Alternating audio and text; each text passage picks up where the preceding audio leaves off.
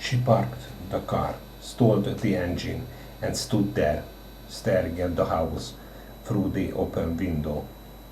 The lights were off, and Eva could see the garden where she used to play hide and seek with her sister. It was very big, with its dark green lawn drenched in the heavy rain, giving off a pleasant smell that sneaked in through the window, reaching her nostrils. A few flowers skirting the garden shattered the monotony, lending a reddish hue, while a small path that split the lawn in two led to the entrance of the old two-story mansion. A swing in the middle of the garden was the only reminder that there used to be children in that place. All the moments she had spent with her sister flashed through her mind. Seated in that swing, they confided so many secrets to each other. Their first love affairs, the first time they played truant, their first mischiefs. I wish she were here with me tonight, she thought. All of a sudden, a light went on inside the house, interrupting her thoughts, and a male figure turned up at the window.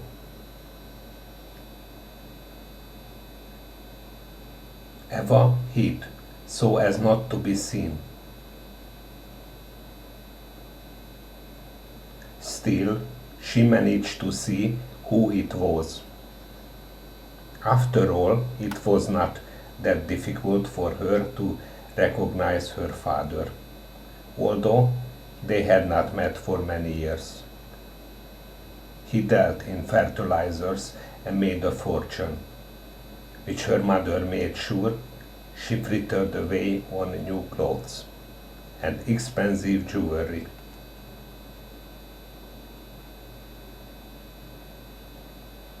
Seven years had passed since Eva and Katerina crossed the threshold of this house.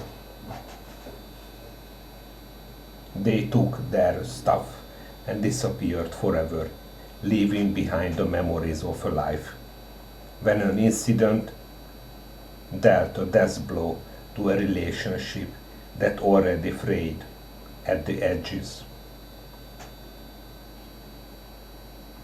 It was a few days before Christmas when the whole family was about to attend a charity event organized by the Minister of Agriculture and Environment in an attempt to raise money.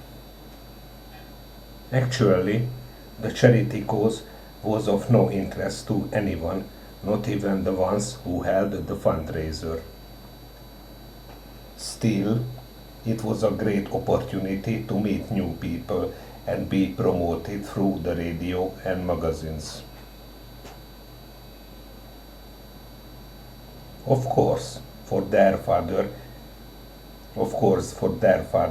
it also meant a great deal of money, as he was close to brokering a deal with the ministry, which he had been supplying for years with raw materials necessary for the agricultural experiments being conducted. He had to attend that event so as to talk to the minister about the quality of his new products. Certainly, the same event was very important for her mother as well, since she would have the chance to flaunt her riches to her friends. It was one of the very few occasions for the whole family to be together. The two sisters did not get to see their parents very often, so they seized the opportunity. However, a phone call Eva got put a damper on her plans. Katerina had had a car accident and ended up in hospital, seriously injured. Eva rushed to inform her parents.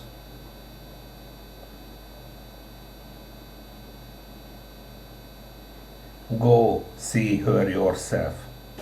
We can't right now, were her father's words just as he was putting his newspaper on the coffee table. Her mother agreed and continued to marvel at her new dress in front of the mirror. Katerina is in hospital. She had a car accident. Eva shouted, indignant and at their behavior. We can't miss this event, was their only reply to her desperate calls. Fortunately for Eva, a few days later, Katerina was discharged from hospital with only minor consequences for her health.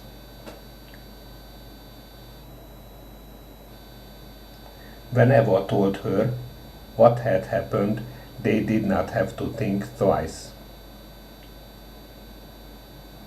They packed their things and left their parental home forever.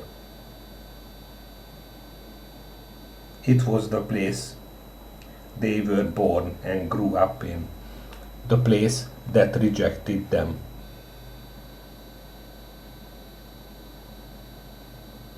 The smile at the thought of her sister was suddenly wiped off her face.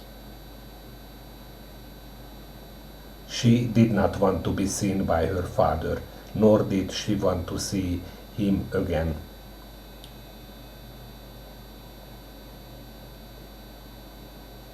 The light went out in the house. Eva started the engine and left. She was even more certain that she did not want to see her parents again. She kept driving. She was going to Fred's place.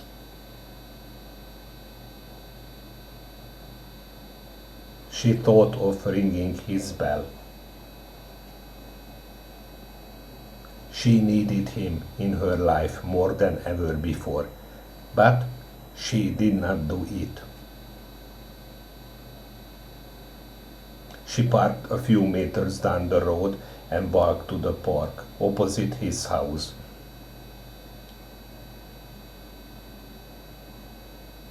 She took a stroll along the illuminated alleys and sat on a bench opposite the lake.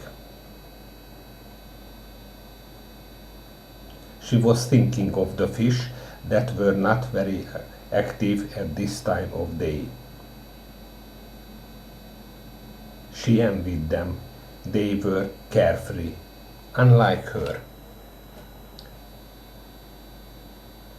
She felt something was suffocating her, and she needed to hold on to something. Fred was the ideal person to help her.